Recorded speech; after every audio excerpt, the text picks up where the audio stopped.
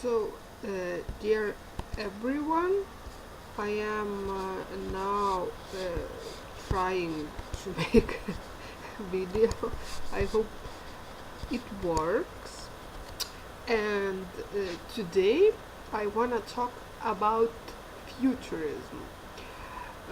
For me, I feel kind of weird here because it's really unusual for me and I look not the way I should, but I'm gonna, however, in my horrible looks, try to read you a lecture. So, the topic of today is futurism. What is futurism? Let's ask ourselves at first. I hope you heard the term somewhere. Maybe not. Is that possible? For me, it's definitely hard to believe because futurism is really widespread term. So let's start from finding out what the hell does it mean, futurism. When you hear the word futurism, what comes to your mind first? Futurism. Well, we're in this term. You will see we are gonna learn a lot of terms and a lot of movements, and most of them will be ism of something, ism of that. I don't know how can I look so ugly in this video, but it's okay. A lot of isms, so futurism is not an exception. The ending is clear, but what the first part tells you, futurism, if you think it's connected to future, you are damn right. Yes, exactly. This is the movement which started in early 21st century and which talked about the future. Well, if we trace back the origins of futurism, as I told you, it's in the beginning of 20th century. In 1909, then Filippo Tommaso Marinetti had published Manifest of Futurism in French newspaper Le Figaro. Surprise, surprise, yes.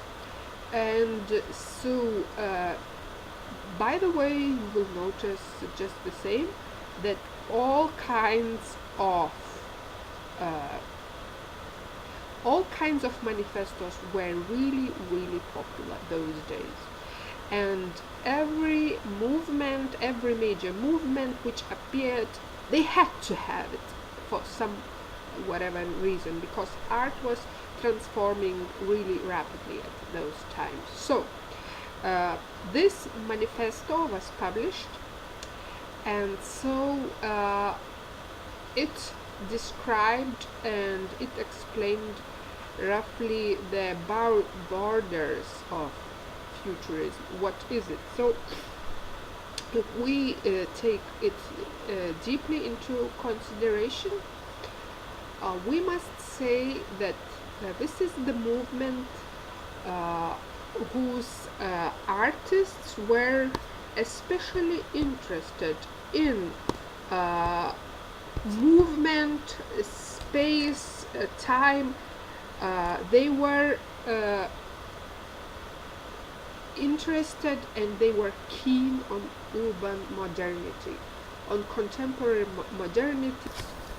So, briefly, we can say that futurism is the art movement of 20th century, and that it was different from other movements, that it was especially interested in modernity, in contemporary forms, in machines, in speed, in rapid change of the society, and of course, as all the other movements, it wanted to change traditional approach towards art. It's nothing new. Just what was really unusual that they were so much in love with new technology. I think it was it actually was the most contemporary art movement, the most influential, which actually celebrated contemporary,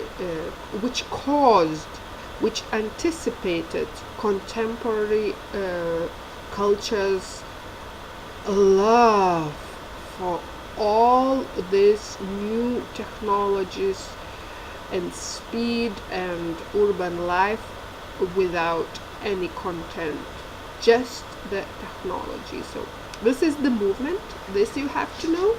And also what is really important, that it was mostly settled around two places. One artist colony and big representatives of movement were in Italy, and another it was in Russia, which was still not Soviet at that time.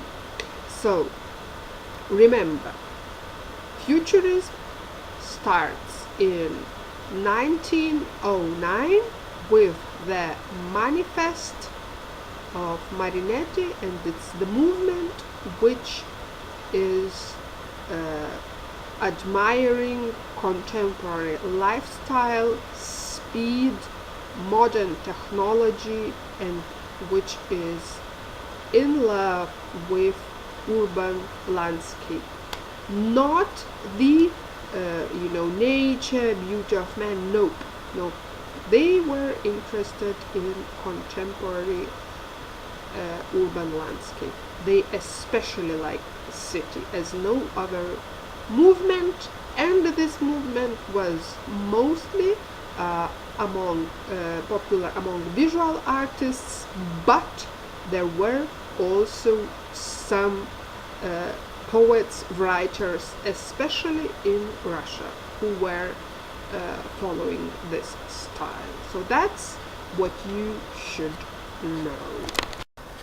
So I want to one more time stress for you when and how Futurism started. So as I told you, in 1909, Italian poet Filippo Tommaso Marinetti had written a manifesto and published it in Italian newspaper, and more famous copy is from a French newspaper, La Figaro, Futurist Manifesto, which actually described what all this movement is about. And of course, as I've already mentioned, and of course, as you can imagine, this movement had neglected and had gone away from everything what is old, and that it was trying to, it wants to make new trend in art, and that it's admiring speed, technology, youth, and violence, cars, airplanes, industrial city. So everything what represents technological triumph of human over nature.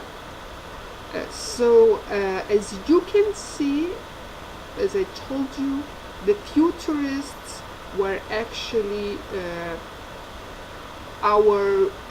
they were like prophets of our age.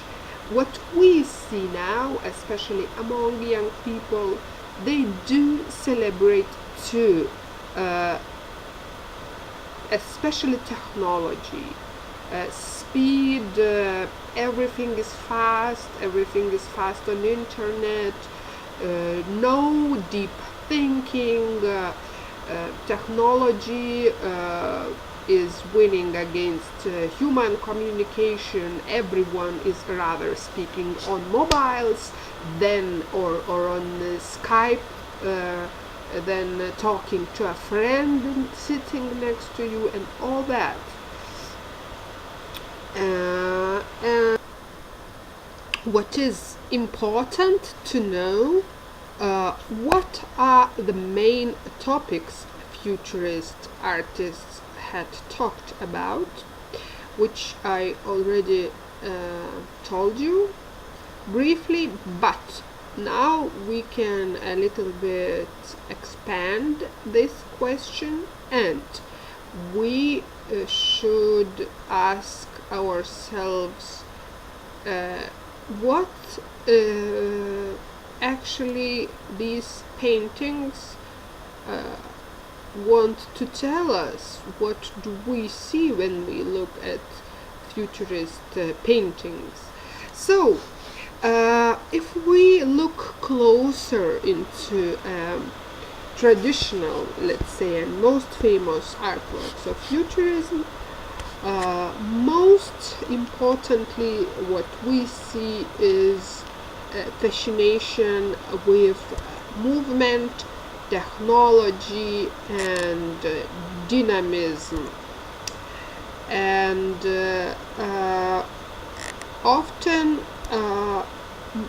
most commonly, the topics are about the, for example, urban life, city, and as I told you, just if you look into the names of the artworks, you instantly can get the idea what are they talking about. So, for example, one of the most famous artworks is from Umberto Boccioni's City Rises, Sveglia di una città. One of the first paintings, and it shows the awakening of a modern city, which Boccioni was really fond of, and as other futurist artists, it was like waking up of the city and showing its very dynamic moving beauty, showing its modernism, showing its life. Another artist, and actually I want to say the topic of movement can be represented by one of the best known artworks, dynamism, Giacomo Balla. His artwork called Divisionism of a dog on a leash. It shows the movements of the dog, and actually it's one of the typical examples, and past that a lot of artists and Balla himself tried many times to make painting where you can see movement, the whole movement from the point of start to the point of ending. It shows for example, in this case, the dog's legs in the position of the movement, where they move it throughout time, but we see it at the same moment.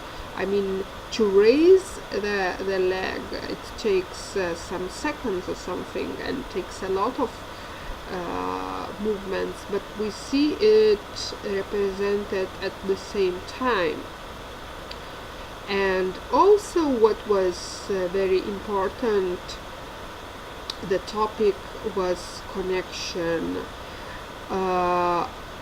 between object and the environment. And also this was the one of the dynamic examples. In this case, I can speak about unique forms of continuity in space, artwork by Umberto Boccioni, a sculptor. So also, as you see, Futurism was well developed in sculpture too. So it strived to show, as you can see, the contemporary life, the movement, speed, dynamism, space, area, and so on. And what the most important techniques that futurists used, which we have to remember, is that first of all, you must know Futurism doesn't have its certain unique painting style. It was developed only later, and at first they used techniques of Divisionism, which is they were really much influenced by Cubism as such. And by the way, you have to know that Russian side of Futurists in visual arts, they were really much connected to Cubism, and actually they were Futurists for most of them. And so it was, as I told you, first technique which was really much used, it was Divisionism, which meant breaking light and color down into a field of stripped dots and stripes. You can see it in every early futurist artwork. And also it was to show the movement at the same time,